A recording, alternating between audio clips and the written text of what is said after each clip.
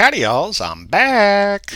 Yeah, this time to help you get oriented for our first discussion. So, be sure to read the prompt. It's the first thing to do. Um, make sure that you've read the associated resources. Read chapter one, then focus in on the sections on archaeology in today's world and who owns the past. You also got the video A to Z of archaeology in New Archaeology and the article Can You Dig It? All right, so those are all the resources you need to digest in order to fully participate in this. So, but before you get into actually trying to address the question, all right, I want you to take a little bit of time and introduce yourself. Who are you? Where are you from? How long have you been at SNHU? What are your goals? What do you want to do? Do you have a general plan on how you plan to get there? Things like that. So yeah, take a little time, intro yourself. I mean, see what I posted for my background and stuff like that. It'll give you you don't have to be that exhaustive. Okay, but definitely clue us in. Inquiring minds want to know all about you. I in particular. The better I understand you, your wants, and your needs, the better I can help you. So I don't mean to sound flippant or anything, but no, there's a real point to it. So, moving on from introducing yourself, now you want to draw on all those resources that you've digested and respond to the following questions. What considerations must archaeologists make today when studying a culture? Why? And what challenges do archaeologists face today? Oof. Now, I don't want to give you the answer, so this puts me in a hard spot. But I do want to kind of point you in general directions. So,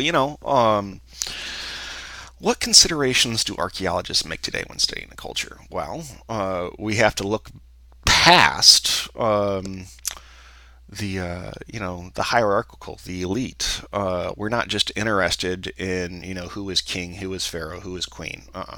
Right? We want to understand the everyday life of past societies. Right? And we have the material remains as the means to interpret those past societies. Okay. So we need to think beyond just this society happened then and there, right? And then this other society happened, and then this other society, and yada yada yada. No, we want to develop a more holistic understanding of the everyday life of people, right? The various spectrum of, all right, in that particular society.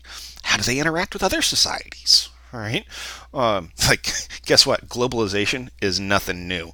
As long as there's been people, globalization has happened because people like to, find other people and they make connections between themselves. I mean, here's a crazy cool example.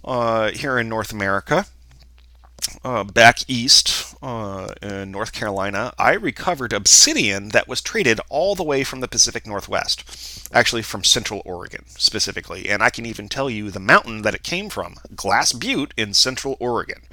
Okay, got traded all the way from Oregon to North Carolina. That is incredible. Okay, you can look at classic civilizations, right? Like the Romans. Well, guess what? They weren't sitting still.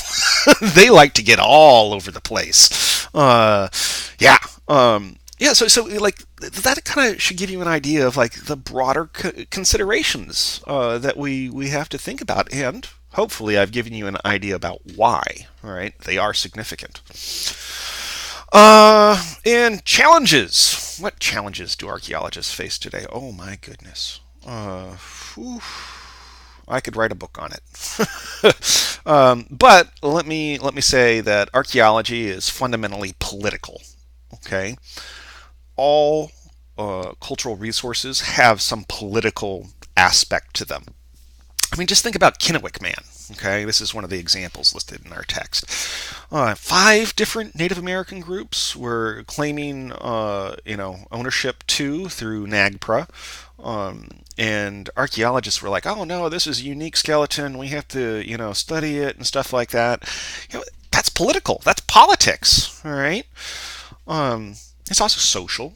We often create identity through understanding our past. No, you just think about it on a personal level, right? Like you are who you are from your parents, from their parents, from their parents, from their parents, yada yada yada yada. Okay, so like history helps define your identity. Okay, well, same with archaeology.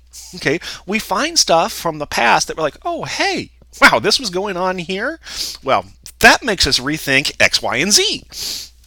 So I'm not going to fill those blanks in for you, the X, Y, and Z. You get to do that. But that should give you a good, nudge in the right direction. And yeah, I look forward to y'all's posts and getting to know y'all. That's where I'm going to leave this, and I'll see you in the discussion boards.